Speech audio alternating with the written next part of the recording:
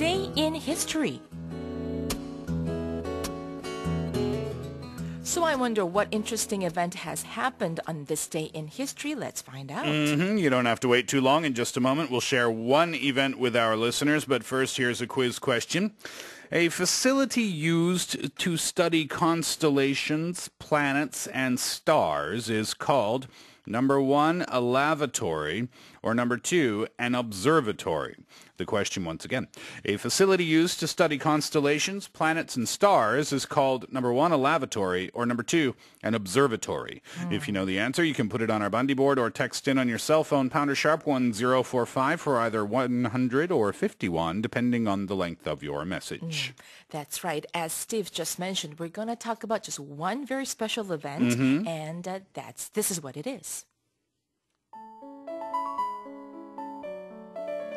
Today in history. In 1851, Alvan Clark's telescope was patented. 자, 1851년 11월 11일 Alvan Clark라는 사람이 망원경에 특허를 받은 날이네요. All right, so today we look back at an improvement to an invention that has been opening new frontiers since centuries ago. And that's, of course, the telescope, our windows to the stars and the universe. And on this day in 1851, Alvan Clark's refracting telescope was patented. Now, refracting telescopes can be traced back to the 17th century in particular. The one designed and used by Galilei,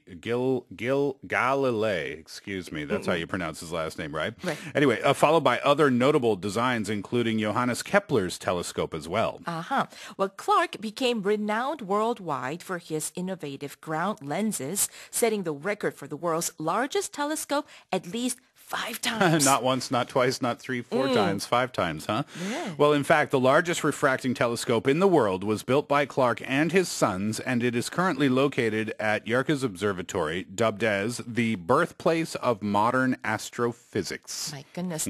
거의 모든 그 미국의 천문대, 또 해외에 있는 천문대들을 위해서 바로 이런 엄청난 기구가 설립이 됐습니다.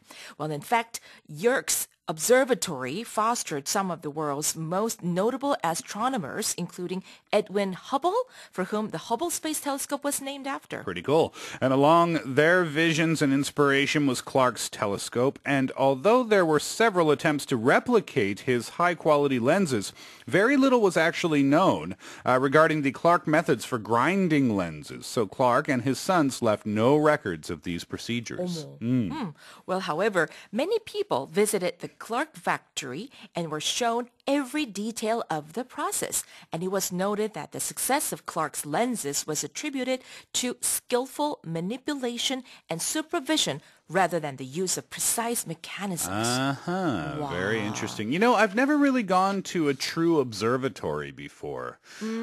Where is the Seoul Observatory? Is it on Namsan somewhere? I see an observatory looking like building. Right. And I assume that's it, but I've never stopped by and I've never seen a sign. There's actually several across the country. Oh, I mean, is that all over right? the country. Yes. Okay. All across the and remember we talked about the very old observatory that was built like way back when in Korean history, which is 첨성대. Yeah. 얘기했던 경주에 있는 첨성대 얘기도 I 있었지만 see. 바로 그런 천문대를 가리켜서 바로 observatory라고 하게 되죠. I think that would be very cool to check out some night. Definitely. Yeah, go and hang out.